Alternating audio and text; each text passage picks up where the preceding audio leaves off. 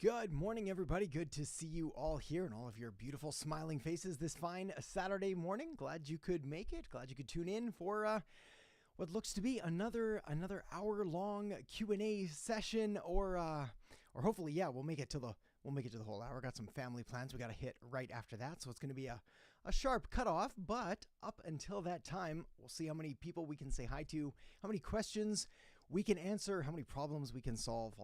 All good things. So with that said, Gallo, hola Adam, notebook, pen ready. Hey, good for you. Gallo 823, we got an hola, so that would be Gallo, 823.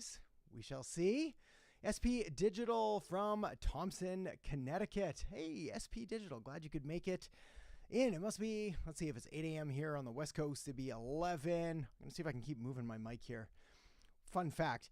The camera doesn't know the difference between my face and my microphone. I guess we look the same, so it keeps like focusing in on the mic. So occasionally I go blurry and the mic gets crystal clear. We'll get it to answer some questions. All right. Okay, we're going to come back to that in a second. We got to say hi to Patrick first. Morning, Patrick. Good to see you. We got some questions there. We got Jozu. We got Kelly. We got Mickey Jefferson. Oh, you made it. All right. Okay, well, I think it's go time. Brace yourselves. Let's dive in. SP Digital, I am having trouble attaching clients and showing the value. So we'll say attracting clients probably and showing the value. How would you show the value of SM, probably social media management, engagement, growth, and verification? So if the goal is to show the value of a service, number one is it depends on the level of sophistication of the client. So in some cases, they already know what they want and they just come to you as the means to that end. So you're the one that's going to help them do all the things that they already know is important. It sounds like that is not the case, though. It sounds like you're having to sort of preach to the unconverted, show them what's important, why it's important, and so on. In which case, the single best thing that you can do is tie your services and the results you provide directly to revenue and business growth. That's really it. The more that you're able to directly relate what you do and how that makes them more money, gets them more clients, solves whatever other problems they have, the better you're going to do. So, in my opinion, like growth of and posting stuff on social media, like between you and I, very little value, right? Other than, is it helping to earn them trust further down the road, build relationships with their audience, help them sell more things, et cetera, et cetera. Same with verification. I mean, it's a nice social proof badge, but it doesn't really do anything. Fun story. In fact, on Twitter, you can buy your social verification badge now for $10 a month. Good deal. Good deal. And there's even chat about it going to like $1,000 a month for gold verification, but we'll see how that goes. Jozu, hello. Good morning, my friend. What is the best way to scale a law firm? For example, an immigration law firm or in general? How do I reach the right customer in this market? Well, it's going to be, the principles are always the same, whether we're talking about regular law, immigration law, or selling sneakers. Like the principles are always the same. The trick is going to be figuring out where your ideal target market is present and active and then going there. So with immigration, are you attracting people that are already, say, in the country and looking to establish green cards or visas or whatever? Or are you looking to attract people that want to move into the country, in which case you're going to be marketing in very different places? This is where taking advantage of other groups and forums and Reddit communities and things like that are going to come in handy because you're going to be able to put your message in front of them. Then it just comes down to talking about the problems that your people have. So figuring out exactly what stage they're at in their journey and where you can help them, and then phrasing your messaging that way. You've got another follow-up here. How do I run Facebook ads without getting surprise charges and yet make it work? So it's like, to answer the question, how do you run Facebook ads, is kind of like, how do you cook a delicious meal, right? It's like, there's so many components to it, the ingredients and the structure. And it's the reason that you can go to a fast food joint and get a burger for $1, or you can go to like a 3 Michelin star restaurant and get a burger for $1,400. Different ingredients, different preparation, different skills of the person. So the surprise charges should not happen. That's just a weird Facebook thing. I don't know. Look into your account a bit more. As far as how to do it properly, I've got some videos on there. I would go take a look through the ones on the channel and see if those can help answer some of your questions. And if you have specifics, we can talk more about that later. Patrick, Q1, when looking for potential clients, local or otherwise, small, mid, or big, where do you look? You look, though it's going to sound pithy, but bear with me, you look where they are. Honestly, which means that you've got to get crystal clear on who they are, because otherwise they're all around you. There are clients, there are customers for every business on the world, everywhere. There are things that you bought this past week that makes you an ideal customer for someone. There are things that I purchased this morning, yesterday, whatever it is, that makes me an ideal customer for certain kinds of businesses. You've got to figure out exactly who it is that you want to target first. Otherwise, it's basically impossible to say. I would just say everywhere, right? 8 billion people on the planet. So you've got to get way more clear on who they are and like what kind of businesses, who do they serve, what are their markets, what are their industries, yada, yada, yada. I talk about this a lot. It's an important point. It's not a bad question, but we got to get more specific. Kelly Chintali. Hey, Kelly, Adam, I do not understand how to charge Facebook ads in a way that I gain as well. Do I need to charge per charges from Facebook or from results? How can I charge from the results? Okay, yes, I understand. So essentially you're wondering, how do you structure and design your packages around the services that you provide so that you can be profitable? Good question, deep question. The better the results you're able to deliver, the higher the rate you're going to be able to charge. So if you're able to go out there and consistently knock it out of the park time after time after time through good copywriting, good targeting, good understanding of the platform, this has to do with any service, by the way, your rates are going to go up exponentially, astronomically. For example, when I was running Facebook ads back in the prime of the Facebook ads days a couple of years ago, managing all kinds of different client accounts and through the agency and that, the rates that I was charging was a lot. Like we would basically start at around $5,000 a month. They'd go up to $10,000 a month for management, but that's because I was able to get them $100,000 back in return, $1 million in return. So it's like these were very easy numbers to charge because I was like, look, you give me $10,000, I'm gonna make you $100,000, and they'll be like, yep, I'll take that deal all day. But if I charge them $500 and I made them $0, that's not even worth that, right? So you've got to figure out basically what you're able to return for them. As far as pricing and packaging, yeah, that's take a look at the video I've got on how to grow a digital or start a digital marketing agency, and it'll talk about different ways of structuring your packages. You should make money, obviously, otherwise you don't have a business and you'll just go broke, and nobody runs Facebook ads out of charity or the kindness of their hearts. For-profit businesses, I should say. What you want to do for charities is a good thing. But you've got to figure out essentially what kind of results you're able to deliver. And again, it kind of comes down to niching down. Mickey Dutois. Yes, finally, after 4 weeks, you made it. You made it, Mickey. We'll patiently wait the hour and a half until you go live. That's awesome. I'm glad you made it early. And you're Mickey from Cape Town. Excellent. Oh, Mickey, good to have you here. And that looks like a killer profile picture of a wicked wave down there in South Africa. We've got a couple people from South Africa that normally tune in. So and from around the continent of Africa as well. So you've got some friendly company here. Jefferson, good to see you, my friend. As a full stack dev, your influence is making me feel like I belong more in marketing. Yeah, well, there's a million different ways to do marketing, right? So yeah, dev is one, but there's other areas as well. So far, web dev seems part of marketing and feel more component labor, which can be delegated as I grow. Any thoughts? Yeah, my thoughts are totally. You're absolutely right. So essentially what ends up happening is when we're looking at marketing, it's like this big thing, right? There's web dev and UX and CRO and content marketing and email marketing and online advertising. And under online advertising, there's Facebook ads and Google ads. And under those, there's lead gen or brand awareness. Never do those. But like there's all of these different facets. So it's this really, like if you imagine a mind map with marketing in the middle, it just goes on forever. Like it's just this monster. So yes, web dev is absolutely a part of it. It's an important part, provided that's a service that you're giving to people that actually want that kind of thing. Like for example, in my business, I don't need a lot of web dev. I don't do a lot of web dev because the clients that I typically consult with or do whatever, they normally have that taken care of, and they're looking more for strategy or for implementation of the strategies that we develop. Sometimes it's web dev, but rarely. So yes, you can absolutely delegate those things because you know how to do it.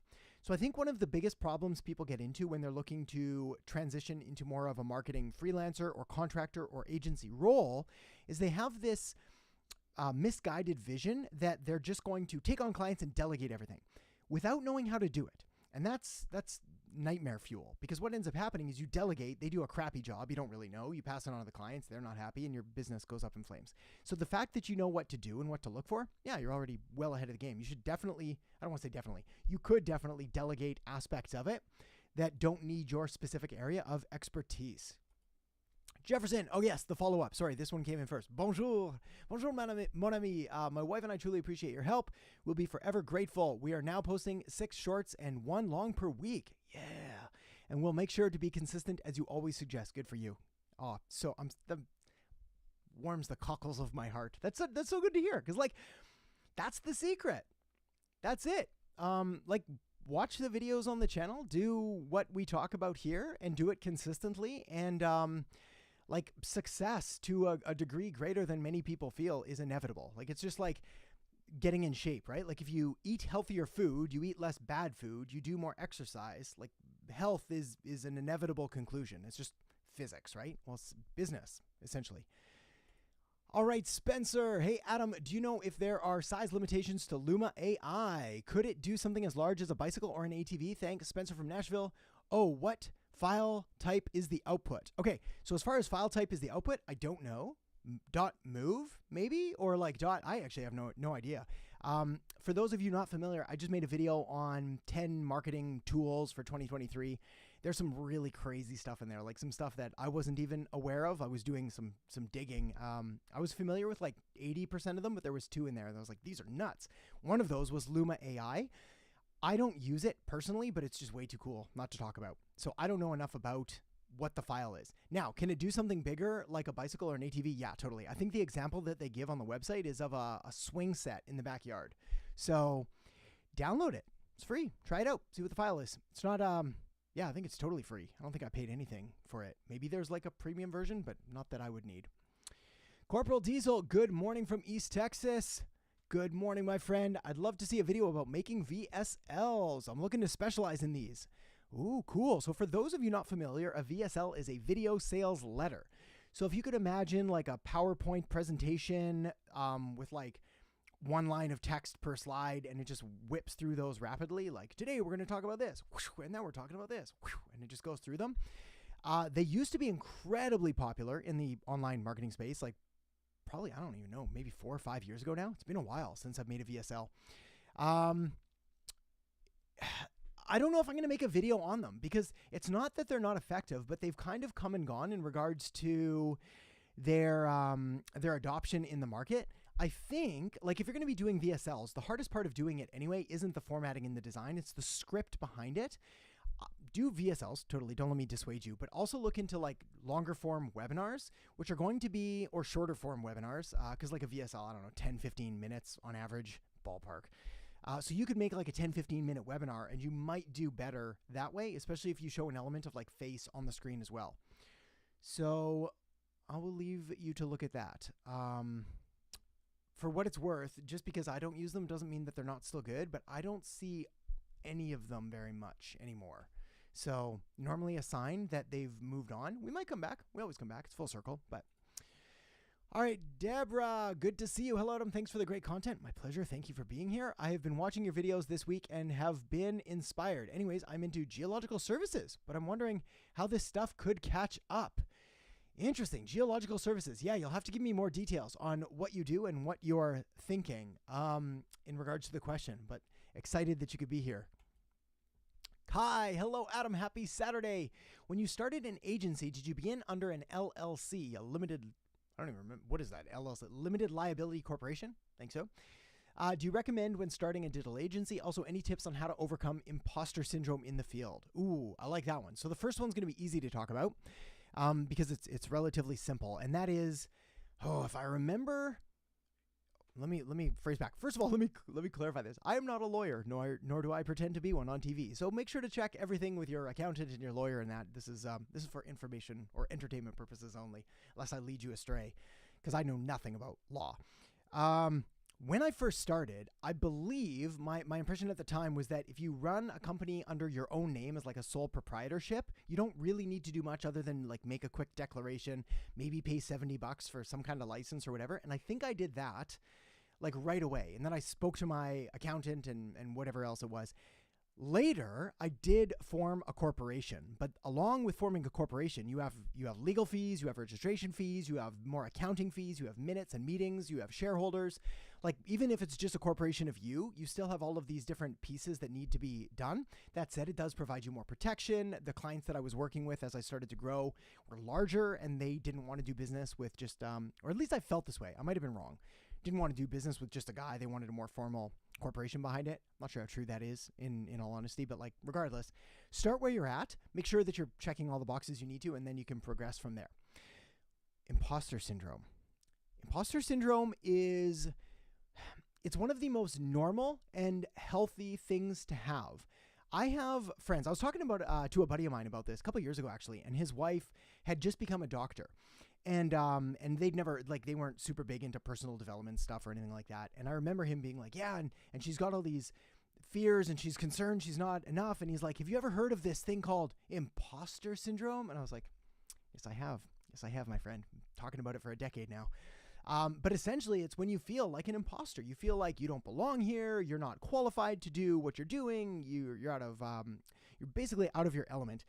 It's healthy, right? Like, it keeps you striving and growing. That said, it can go too far when you just like clam up and keep to yourself and don't help anybody. The opposite of imposter syndrome is actually something called Dunning-Kruger effect, which is where you feel like you're the best and you know everything and you're amazing. That's not healthy either. You're going to do way more damage that way. So number one, understand that yes, imposter syndrome is fine. Number two, understand that as long as you're continuing to grow and learn and develop, that might last for a long time. And the fact that you're feeling it means that you're surrounding yourself with other people who are more knowledgeable than you, which is good. You want to be, as they say, the dumbest person in the room so that you can always learn from other people. The second thing is that if you're here, all you need to do to help someone is be one step ahead of them. So you don't need to know all of the things all of the time. You just need to know more than they do in the area that you're helping with them. Perfect example, this question right here. LLC. I don't remember. I'm not qualified to answer it because it's a legal question. I think it stands for Limited Liability Corporation. I don't even know. Someone's going to probably put this in the chat later and I'll be able to check it out. But that's fine because that's not my area of expertise. So I'm comfortable to admit, hey, I don't know. Let's go Google it. We'll figure it out together. And that should help. You don't need to know all the answers. Just try to know as many as you can within your respected field. Ishmael. Hey, Ishmael Olayinka from Nigeria. I'm glad to be here today. Hey, Ishmael, glad you could make it here, my friend. What time is it in Nigeria right now?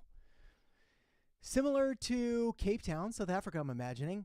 It's more east, though, so maybe like an hour ahead of Cape Town. Let's test. Jefferson, hey again. So far, my plan is to take your course along with high level. Anything else I should add to the mix, or is that enough for Marketing 101 to start? Suggestions? I'm ready to try marketing. Well, first of all, good for you. Ready to dive into marketing. It's an exciting world. I love it. And my view of marketing is, I think why I love it as well is I don't look at it as the rampant promotion of consumer goods to people that cannot afford them, right? Like when a lot of people think of marketing, they think of like the sleazy late night infomercials. They're like, just call now and we'll give you 3 payments of $97.99 and you can get this first one free. And don't worry, if you don't have money, put it on credit card. I think of it as the communication of value. I think of it as problem solving. I think of it as developing the skills to then go about and literally show someone how you're able to help them. And you can use this for any cause that you want. I believe becoming financially stable and financially independent is an important step because it's kind of like you can't pour from an empty cup. So you need to make sure that you're looked after. But once you're looked after, it allows you to do things like this. You can come on and have a chat and we can talk about marketing because my concern no longer is on like feeding myself and my family. So it allows you to give back. So where to start? Yeah, I think between the course and high level, you've got more than you need for like the next 3 to 6 months. Like if you go in there and go through the course multiple times as well, like it's funny what happens when you go through something once and you take notes and then you review it again later in a couple weeks, you're going to pick up things that you missed the first time. So go through it again. But between that and high level, yeah, you're going to have a lot to chew on. That's going to keep you good and busy. Kevin, my man, good morning from Lakeland. Good morning, Kevin. So good to see you here. I'm glad you could make it. The Beauty Bee, hey. Glad you could make it here as well. Coach Kenny, how would you market a home care agency in a new market? Well, define home care for me. Like, are we looking after someone's home And if so, what services are we offering? Are we looking after people in their homes, like elderly populations that need stuff? How would I market it in a new market? The same way that I would market basically anything in a new market, which is, hang on, where's my cheat sheet? If y'all have not got this one, this will walk you through it. It's free. It's simple, very simple, but it'll give you the guidelines that you need. And it comes down to model, market, message, media, and machine. Those are the 5 components that you need as part of the marketing master plan. I'm actually going on Social Media Examiner to talk with the man, the myth, the legend himself, Michael Stelzner, on Tuesday. We're going to be going over the marketing master plan. So I'm excited for that. But essentially that is how I would do it. I'd identify the model that I'm using, what my margins are, where I'm going with it, everything that goes into essentially the business model of it. Then I'd work on who I'm serving and build it out from there. If you got more specifics, we can dive into those too. Morph, been trying to close my first marketing client, a pool builder in Texas. How do I set the hook on this fish? Please help. Okay, let me resize you there. So you've been trying to close my first marketing client, a pool builder in Texas. How do I set the hook? So essentially this is like a lead gen / lead conversion question, because it sounds like the hook's in and he kind of wants it, but he's not ready yet, or you're struggling to get him to like finally commit. The best thing you can do is find more people like him. So I'm all for like doing what you can and showing them that you've got value and just being upfront, being like, look, I have this thing. You obviously need this thing. Let's give it a shot, making it irresistible and reversing as much risk as you possibly can, so on and so forth. But like, one client is a terrifying idea. So do what you can to get your first one for sure. But like, while you're nurturing that relationship and building on it, look at other people. Like, this is a case of you really do need more leads to build a sustainable business. One is not enough. And in fact, your agency, especially as you get further down the road, like if more than half your revenue is coming from only a couple clients, man, are you ever you're in a sticky situation, my friend. So yeah, find more. That's the secret. I do talk about this a lot, but I think there's a pool. At the very least, there's a pool or landscaping snapshot in there. So what I would do is I'd go get the free trial. You can even do the free call with the team. Get the snapshot, build out his business for it. It'll take you, 5-10 minutes. Show him what you've just done, and then be like, hey, do you want me to pull the trigger on this and like activate it? And he'll be impressed, and knock on wood, you will close the deal. Kaboo, you random. That's a funny name. Grand Rising, beautiful people. Thanks in advance, Adam. Thank you, Kaboo. Good to see you here. Glad you could make it. I should read the names sometimes first before I just hit all the buttons, but we just click through. B.Bags, good morning, and let's learn, y'all. Absolutely. Smoking Baits. Hang on one sec. My mouse stopped working. Okay, there we go. Smoking Baits. We've got, hey Adam, first live, but have been watching for a couple months. Do you have any tips on marketing my custom bait company other than vid, but tips on sales pitch for in-person and on the phone? Thanks. All right. Well, hey, glad you could make it to a live, and thanks for checking out all the videos for all these past few months. Hope they've been helpful. So tips on marketing my custom bait company other than vid. So yes, it's funny because like when I think about marketing, like video, shockingly, is one of the last things I think about, because video is a tool. It's not a strategy. So it's the method that we use to communicate the value that your company has, but it's not a strategy in and of itself. So I can't take someone, like a local ice cream shop down the street, and they're like, Adam, how do I grow my business? I can't just go tell them video, because they'll be like, of what? Where, when, how, what's it look like? Where am I posting it? What am I doing with it? So yes, video is important. But what's more important is, again, we've got to figure out, okay, well, who are the ideal buyers of your custom baits?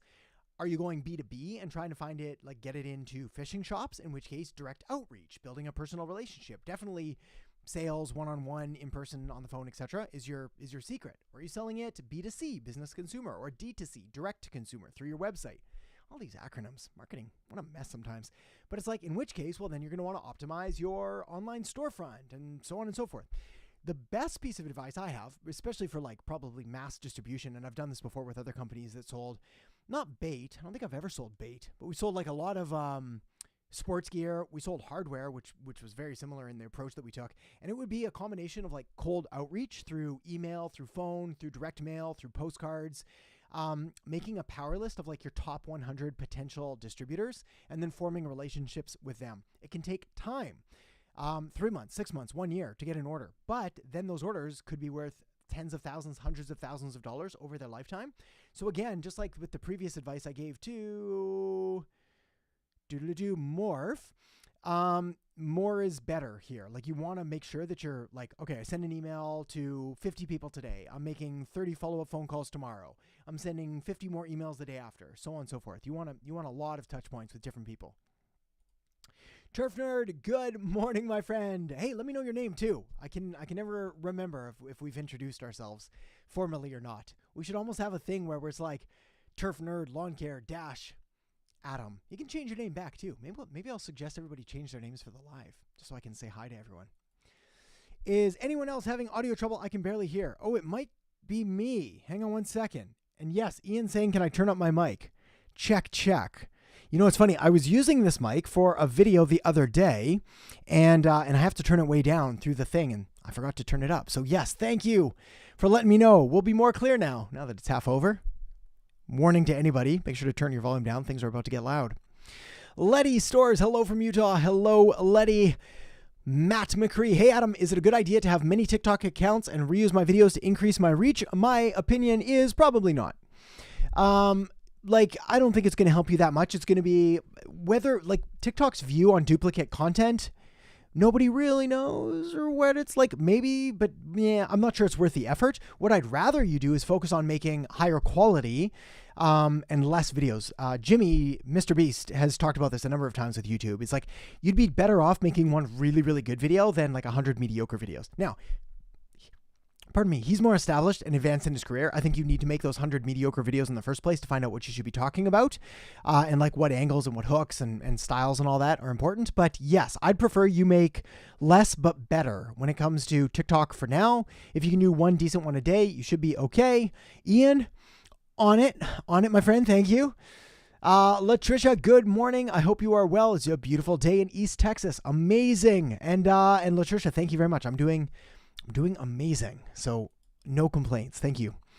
Mart, dobre rano. Mart, my Slovakian friend from Pieszczany. Good to see you here. Mazinski. There we go. How would you attract customers for email marketing agency? Are cold emails with social media a good way? Okay, so how would I attract more customers for an email marketing agency?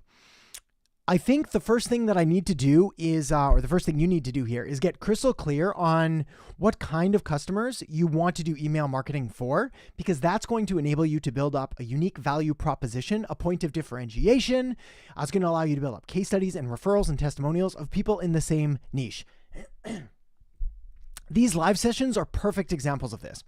You and I both know that to write a really good marketing email message is very similar depending on the niche or the market or the industry, right? Like to sell socks versus shoes or hair care versus makeup or coaching services versus agency. It's like, yeah, we're going to vary things and there's nuances, of course, but like the bones are the same. But you'll be amazed at how many clients are going to come to you and be like, look, I know that you've sold running shoes, but have you ever sold hiking shoes? Very different. And you're going to have to be like, yes, in fact, we specialize in hiking shoes or whatever you do. The point is, the more niched and specific you're able to be, the better you're going to be able to convince clients that you are actually the expert in that. Next thing, once you get into a circle like that, you'll be amazed at how quickly word spreads. It's a big world, right? 8 billion people. But again, when I was running Facebook ads mostly for like fitness businesses, man, word travels. They'd be like, yeah, ask Adam. Yeah, Adam runs my ads. He does it. Ask Adam. Get Adam's agency. Adam is in charge of it. And it was just like referral after referral after referral because they all talk to each other. They're in each other's groups. They're friends. They go to the same networking events. They go to the same seminars and conferences. The small world. So the better you're able to dominate that, the better. As far as other options, yes, social media works just fine. Cold email can work. Just make sure to do it right because man, oh man, that's another topic for another day. But like one day I might make I'll hide people's names because I'm not into publicly shaming people, but it's like one day I might make a wall of shame for the cold emails that I get. Cause you'd be amazed at how bad some of them are. Like not just bad, like, hey, hire me, but like almost offensive. Like, for example, right now, a big thing is hiring, like video editors. So like everybody reaches out and they're like, Adam, we'll edit your videos. Adam. And some of them are good. They're like, Adam, I've reviewed all your videos. I've put together some findings here. Have you tried this? Have you tried that? Here's a thought. I made a clip of this. Take a look at that. Here's a link to referrals. No pressure. Just would love to see if I'm able to help. I can do your first one for free. Like a good email. Then there's others that are like, Adam, I watched your videos. They're not bad, but they could be a whole lot better. And I'm the one to make it happen. Because like right now you're making this mistake and that's bad and that's bad. And I was like, this is not a very good email. This does not make me want to hire you in any way, shape, or form. So yes, food for thought. Black Girls Consult 2, good morning. No questions, just a big thanks for your amazing content. Well, thank you very much. Thank you so much. And if a question comes up, let me know. And otherwise, I appreciate you being here and for the kind words. It's again, feels good right there. So thank you. Ian, can you please turn up your mic? My volume is set at max. Okay, we did that already. I'm going to blow people's eardrums out if I keep turning it up. So hopefully we're okay. Patrick, when looking for potential clients, local, otherwise small or mid, where do you look? I think I answered that one. So you might have to go back if you missed it. Mart Dobre Rano. Look at me. I remembered it before we even said it. You mentioned thinking about coming to Slovakia. Please let me know when I can help you set everything up in here. Would it be a pleasure for me to tailor a trip to what you like? Yeah, man, that would be amazing. I've got a friend in the Czech Republic right now, and no other than you, my friend. No one else in Slovakia, but perhaps one day soon. Where are we going? We're off. We're Hawaii soon. Spain, England, Dallas. I think we got some spots coming up, but nothing over to that part. But I will let you know for sure. I post a lot of cool content on social media, but it's almost like I'm a shadow banned. What are the best way to see if you are? So, good question. I don't know about your specific case, but many people, I'm not saying it's you, judgment-free zone, many people think they're shadow banned, but their content is actually just not striking the right chords. So do you think it's really cool, or does your audience think it's really cool? Does the algorithm think it's really cool? Are you posting sufficiently enough, frequently enough? Is it to the quality and caliber that they're expecting? Have you been specific enough about your niche and where to focus? Are you posting random content about all kinds of things? Good example of this, if I were to make a video, hang on, I'm going to figure this mouse out before it totally dies on me. There we go. I think it was just the mouse pad I had it on. Good example. If I made a video on, I don't know, we're going hiking later. If I made a video on like top backpacks to bring hiking, no one would watch that video because it's just too scattered. Also, if I made a video and I posted it like next 3 months and like nothing before then, could also not do very well because we're not training the people in the algorithm for what they're doing. So are you shadow banned? Possibly. Happens more rarer than you think, more rarely than you think. Doesn't happen that often. How do you tell? You can start another account and start making content there and see if it picks up quick enough. That's probably the easiest way to test. All right, Mart, by the way, I'm not doing public marketing in English-speaking countries, but people ask for my knowledge. I have a book about surveys in the drawer. Shall I print it on demand or just Kindle? Either way is fine. You could do both, Kindle or print on demand. Yeah, honestly, either way is fine.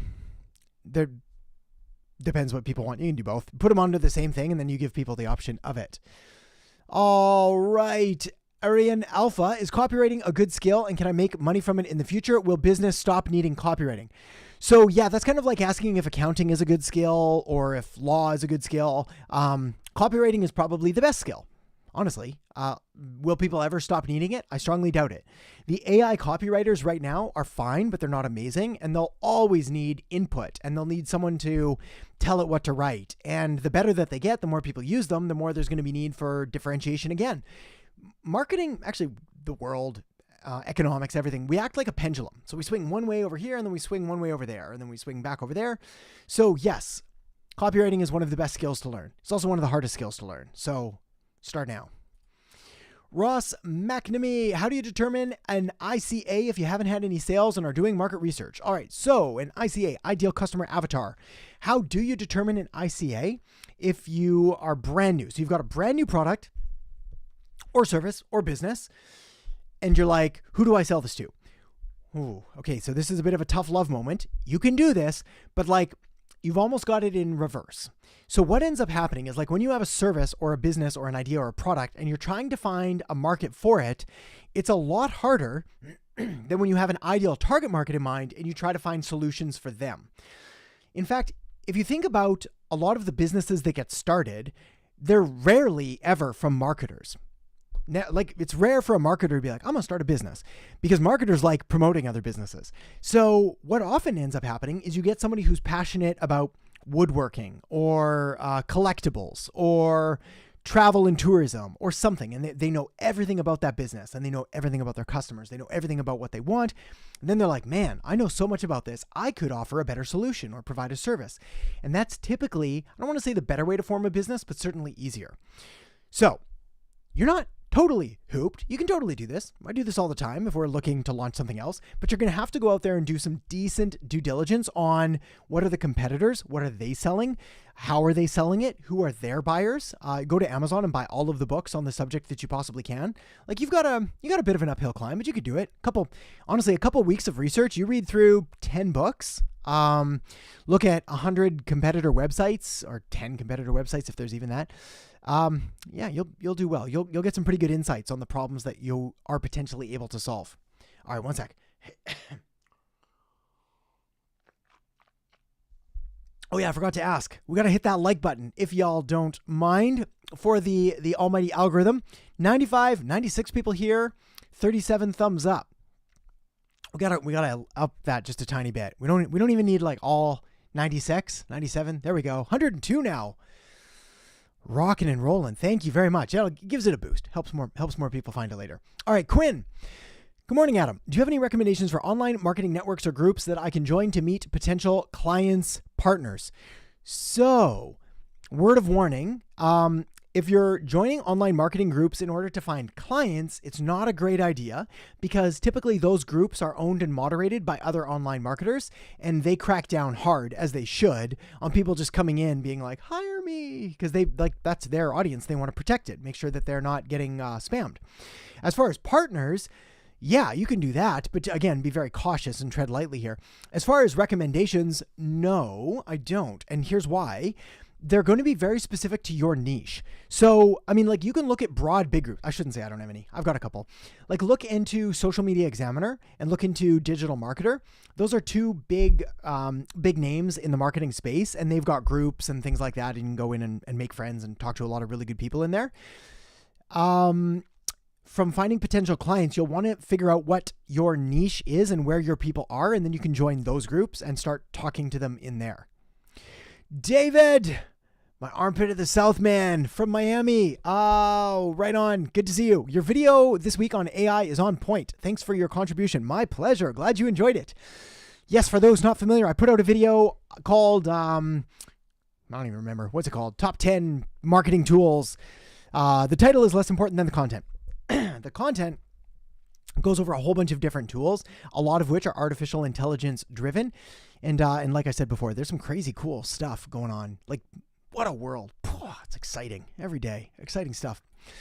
Latricia, good to see you. Adam, I can't get clear on a specific offer or decide on an ICA. My dream bipolar entrepreneurs. To start, I'm thinking of going local. Do you have any suggestions? Okay, hang on one sec. Let me see if I can figure this out.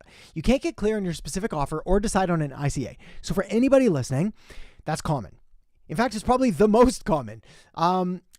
Business is this really weird game of trying to pick a direction and then like really putting on the blinders and not letting yourself chase shiny objects until you get traction in a single direction. It's actually called the entrepreneurial curse, where you're like, you do something, you get good results, so you think you can do everything, so you go over there, and then you see this opportunity and you go over there and you chase that shiny object. So you're not alone. Everybody goes through this. I go through this. I see things and I was like, that would be amazing. What if I started that business? Think of all the opportunities. And then I'm better at this now. Before, I used to start them as like side hustles or projects and be like, man, what am I doing? Got to get back to the stuff that I know and I love. So yeah, you're normal there. Your dream bipolar entrepreneurs. So if those are the people that you want to serve, I'm going to need more specifics on that. To start, you're thinking of going local. Do I have any suggestions? Yes, I like going local, provided you have a large enough market of potential people like that in your local area, whoever they are. As far as recommendations there, yeah, look at like local networking groups, Business Networking International, BNI, look at the Chamber of Commerce, look at anything where you can put on local speaking gigs, look at other businesses in town that would also have your ideal customers, but don't offer the services that you do to make relationships and partnerships. Yeah, local's powerful because it allows you to talk to someone face to face, which is just significantly more powerful than like a cold call, a cold email, anything like that. Alicia, morning. Don't forget to like. Thank you, Alicia. Good reminder. I got to get one of those. I used to have my dancing bears. I'm going to have to get like the like button pop-up thing next week. We'll try and remember to do that. Matt McCree from Cape Town, living in London. Oh, there we go. Right on. Similar time zone, I imagine.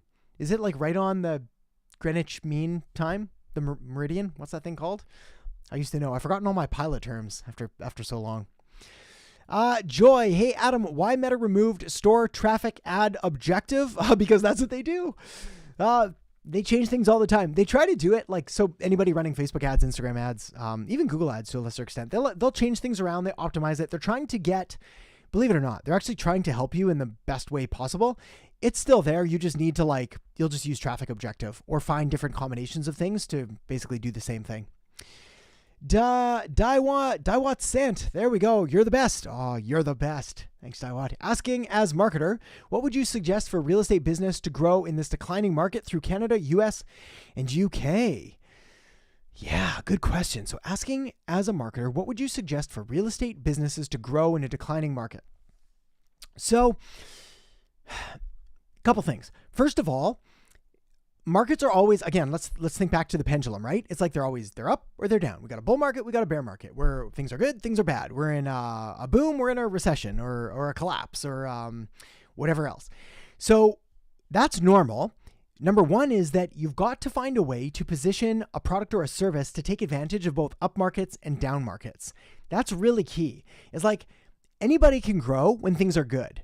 We saw this especially in real estate is like the perfect example. Anybody getting into real estate when things were like going through the roof made a killing. It was ridiculous. Like house prices were doubling and no inventory was on the market. Like you didn't have to do anything and you were selling houses. Then things got tough. Inventory dried up. Prices started to fall a bit or cleared or people decided to wait. Things just basically got a little bit uglier. And it was the ones that had kind of a runway behind them. They either had savings, they had other client lists, they had whatever else.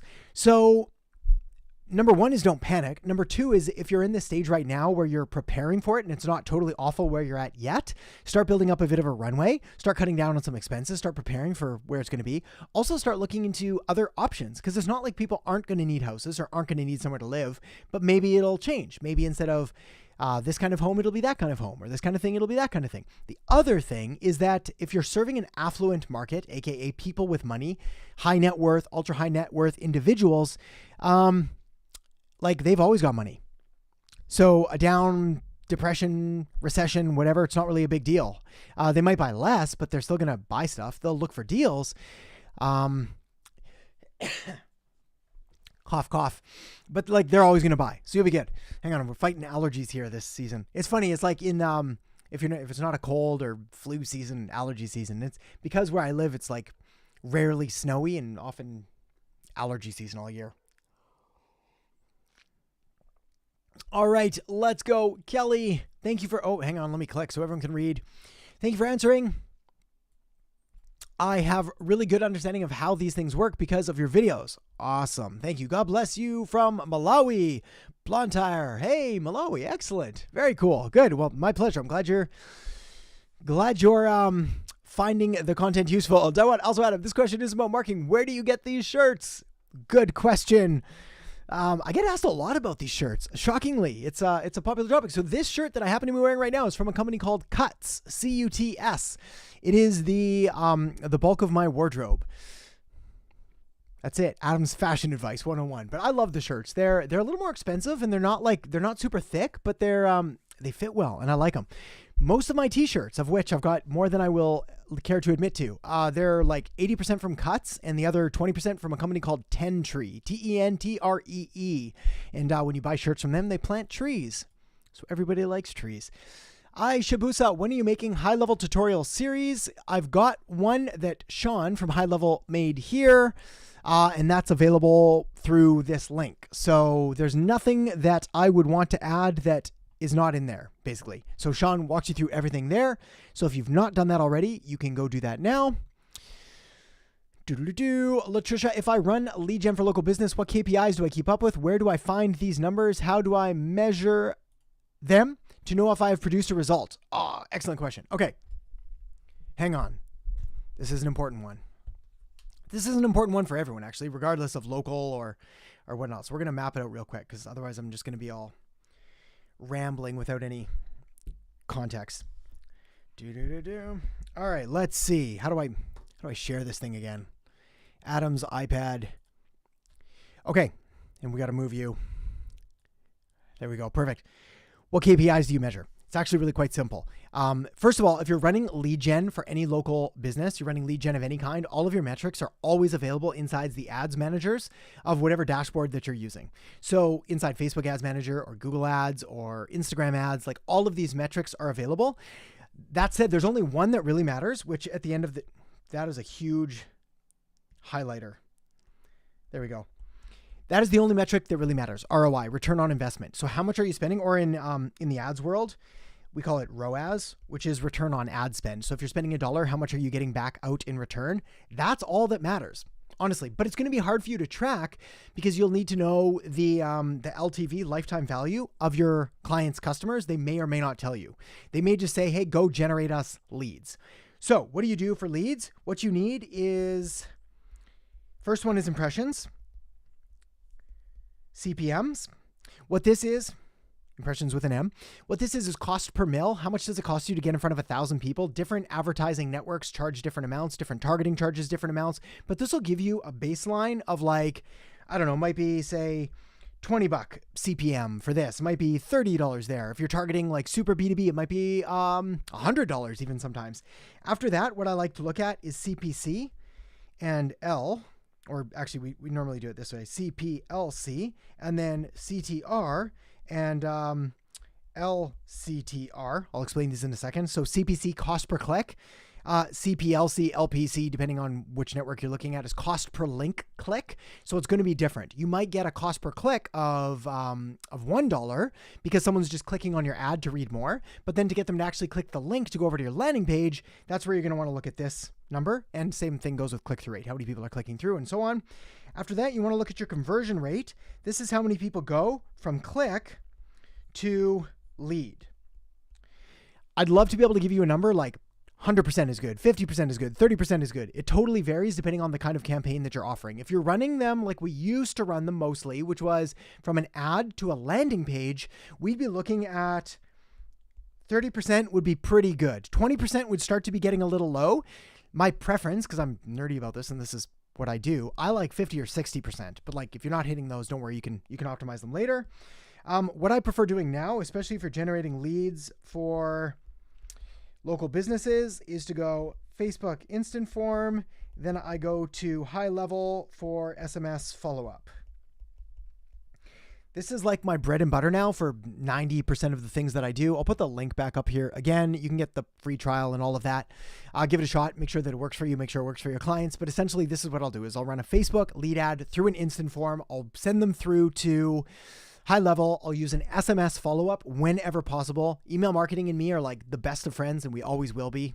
I love you, email. But it's like you just can't compete right now with SMS, provided that your market is tolerant and accepting of them. Some markets are not, so you'll have to tread lightly so you don't tick people off. Because I'm one of those people that I actually don't like getting SMS. So I was slow to adopt it. This is another mistake, is that you got to remember that you are not your target market. So it's important to try to remove yourself and your biases from that. So just because I hate getting SMS messages and because I never check my phone and like it's sitting here probably, I don't even know, it's probably in airplane mode or not even working. Who even knows? Doesn't mean other people aren't either. So hopefully that helps. Abdallah, hey, Adam, how do I do market research for an architectural firm which is service-based? Well, my friend, you do it the same way you do market research for any other kind of firm. You identify what the services are, who you're selling to, where they're active and present online. I've got a couple of videos on this, maybe like 3, 4, possibly even 5. So if you go to the channel, type Adam Earhart Market Research, it's going to give you more than I would be able to do here in the allotted time we have. Julia, hey Adam, hey Julia. Are there any sites you recommend to research your target audience and psychographics? Yeah, good questions. It's funny. First of all, thank you everyone for the questions. They're good questions, really good questions. But they're also really interesting to me as someone who then makes content on this kind of thing, as it points me in the right direction. Because like questions about target market and market research seem to keep coming up again and again. So I'm trying to bake, even if I don't make a video that's dedicated to that, I'm trying to bake more of those elements into the videos so that when you go through them, you're able to get help with those as well. So sites to recommend to research target audience and psychographics. Yeah, tons. Again, I'm going to send you in the exact same place though. Go to the YouTube channel, type Adam Earhart Market Research, and you're going to find the videos there. The best one by far, it's the most work, but it is Amazon, the book place, amazon.com or .ca or .co.uk. And the reason is because depending on your, if you could let me know what I might not be able to get to it at this point because we got to run in 10 minutes, but your target market, I don't know, let's say it's nutrition coaching. Like I go to Amazon and I buy basically every book on nutrition coaching. I prefer the hardcover version because or the hard copy version. Soft cover's fine, but like the actual physical tangible book, because I'll go through and I'll write things and I'll highlight things and I'll make notes and so on. Kindle's fine though, and it's like $10. So if you buy 10 books at $10 a book, let's do the math. We got $100. And now you know more about this target market than I would dare to say any of your competitors, because most people just don't do this, which is amazing. In fact, that's been one of my biggest points of differentiation, is understanding how little other people are willing to do to understand the market. So if I'm willing to do a little bit, and I'm normally willing to do quite a lot, like you gain this insane competitive advantage. But anyways, yes, do that. Look at the words that they're using, look at the problems that they're addressing, look at how they talk, look at the structure of the problems, look at the words that they use in the headlines and the table of contents. You'll know a lot. Flip kick. It's been a lot of years since I could do a kick flip. Still got my skateboard. Trusty skateboard beside me. Break my ankle again. Do that. It'd be a disaster. You're a student trying to study sales and marketing. Good for you. Landed an internship in a company that's into financial services and I might be in sales. Please give tips for such cases. So let me see if I get that better. You got an internship at a company that's into financial services. You might be in sales. So the best thing to do is study, this is going to sound easy, but like study sales. So I like old school sales stuff mixed with new school marketing. So go look up books by Zig Ziglar, Secrets of Closing the Sale. Pick up that book. Have a look through it. I think you'll find some pretty valuable, interesting things in there. There's also a book. Oh, I don't remember it. I'm not going to talk about that one. That was not quite as good. What else can you do? I mean, honestly, the more that you learn marketing and like watch some of these videos, the better you're going to do, because marketing is sales one-to-many. Sales is marketing one-to-one. Like you're just having a conversation, solving their problems. The other thing you can do is really familiarize yourself with the company's services. The more that you know about it and how they help and so on, the better you will do.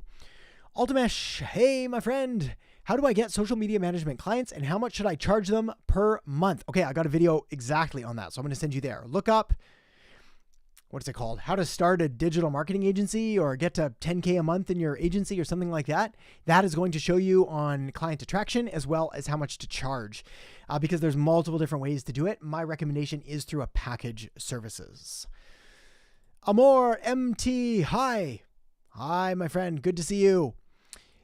King Grime, social media marketing with growing Instagram niche pages. I'm not sure if there's a question there, but social media marketing and growing Instagram niche pages. Well, the way that you grow any page is through the creation of good and valuable content, by engaging in the community, by posing questions, by taking advantage of all the features that they have, including stories and reels and polls. If you're doing like 10 a day and you're still not growing, you need to reevaluate your content strategy, etc., etc. Julia, I got you. Okay, context. You are a business attorney and entertainment lawyer. I do recommend setting up an LLC. Oh, there we go. Look at that. Limited liability company. It allows you to shield yourself personally from losses of your LLC. There we have it. Smart people in the comments. See, like I said, me personally, does not need to be, you don't need to know all of the answers, especially to things that are outside your niche, but definitely don't be afraid to ask, because there are other very, very smart, qualified, talented people here that can weigh in. Considering social media marketing information updates frequently, do you update your course frequently as well? Perfect. Good question. The answer is yes, as needed. But the better answer is most of the course content is structured around evergreen principles and strategy. And I've done that for the very reason of your question right here, which is that because things do change so fast, you go to the course for the fundamentals, the principles, the concepts behind copywriting, segmenting, positioning, coming up with irresistible offers, all of those things. Then, I totally lost my pen lid. There we go. Then you come here for the tactics, the hacks, the tricks, the tips, all the stuff that changes all the time that I could literally record an entire course on, and it would change next week. And I've done that in the past, and it was frustrating to me and to everybody in it. So there's a better way. Jefferson, my pleasure, my friend. Thanks for the good questions, and thank you for being here. Aaron, hey Adam, I'm doing a marketing internship. How can I figure out a profitable niche? It's overwhelming. Indeed it is. Let's say for job, freelancer, or starting an agency and creating a customer avatar. Okay, let me see if I can figure out what you're asking here. So, you're doing a marketing internship. How do you figure out a profitable niche? So, number one, all niches can be profitable. So that should hopefully take a lot of weight off your shoulders right away. In fact, it's really hard for me to imagine, based on having done this for over a decade now and having worked with literally thousands of people, both one-on-one and also like through these discussions and through other things. I have a hard time finding a business where it's been like, there's literally nobody that would ever buy that. You're just totally hooped. And I mean up to the point of like a $1 million business, 7 figures. Now, if you talk 8 figures, 9 figures, so like 10 million plus, $1 billion, $100 million. If you start talking those numbers, then yeah, we have to do a lot more research. We have to figure out all kinds of different things on whether there is a market and how to serve it and so on and so forth. But like, I don't think we're there. I think we're thinking like, if I read this correctly, especially if we're just starting, it's like, how do I get to $5,000 a month, $10,000 a month, $50,000 a month, $100,000 a month? And I don't want to say it's easy, but it's like anything can kind of work. So pick one, honestly, like that's the secret. I've got videos on this as well, but it's like, really, you want to look at the overlap between these 3 areas. Hang on. Now I've lost my mouse completely. Technology. All right, hang on. We're going to bring this up. You want to look at the overlap. I'm going to move you too, between these 3 things. Skills. So these are things you're good at or things that you would be interested in getting good at. These are going to be interests. So things that you're interested in. For example, if you're super into fly fishing, I don't know, whatever, then that could be something as well. But then you want to put it over here, which is market demand. We are all over the map here. And then, here we go. That's it. Right there. Sweet spot, right in the middle. The overlap between skills, interests, market demand. It does take a little bit of time and effort to figure out which one is fine. But like I said, they're all kind of fine. Honestly. So pick one that matches those criteria and you'll be good. Either way, whether job, freelance, or agency, that's just the model of service delivery rather than the niche itself. Paula, good to see you. All right. I think we got time for a couple more and then we're going to have to bail because we're running for that hike. Hey, Adam, thank you for an amazing job. You share info, you share. You're the best. Oh, thank you, Paula. You're too kind.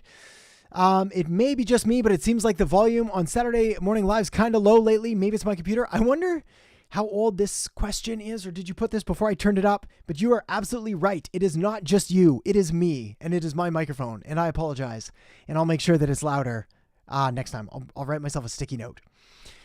All right, let me see if I can get 2 more, and we'll bail. Dwayne, we got to say hi. Good to see you, my friend. I've really missed your live streams. My Saturdays haven't been the same. The value delivered is highly appreciated. Thank you. Really cool glasses. Well, thank you, my friend. Yes, my contacts are still on order, and now I've got to travel for like the next little bit. So it might be a month of glasses, but I appreciate that, and I'm glad you could make it here. Yeah, I think I was looking for you last week. I was like, "Where's Dwayne?" I almost canceled the whole thing, so I'm glad you could be here.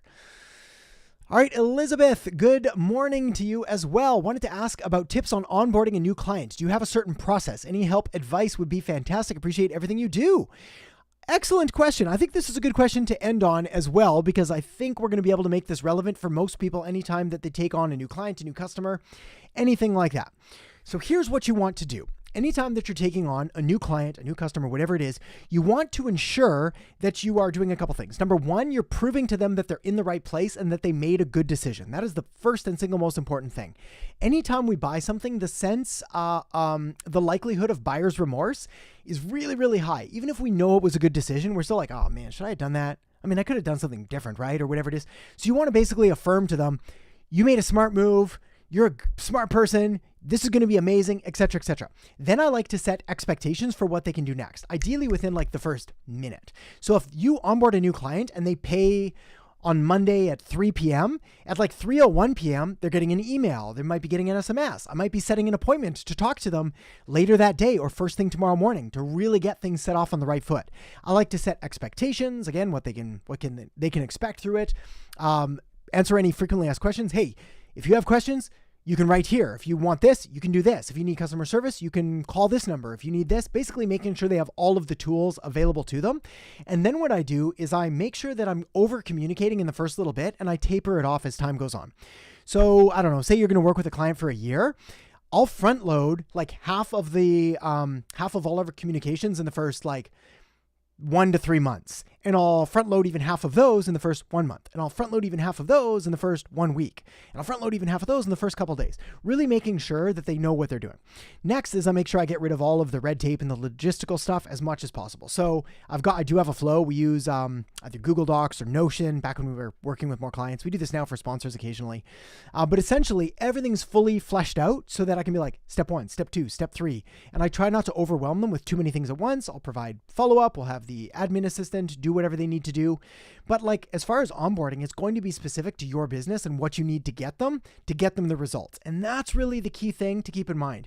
You've got to, again, affirm that they've made the right decision, show them that you're actually there and you're not just taking their money and running, and then try to get them as quick a win or some kind of like dopamine hit as quickly as possible. Also, if you, depending on the price point of your offer and what you do, you can send gifts in the mail. You can send them brownies. You can send them a thank you, handwritten thank you card. You can FedEx it overnight.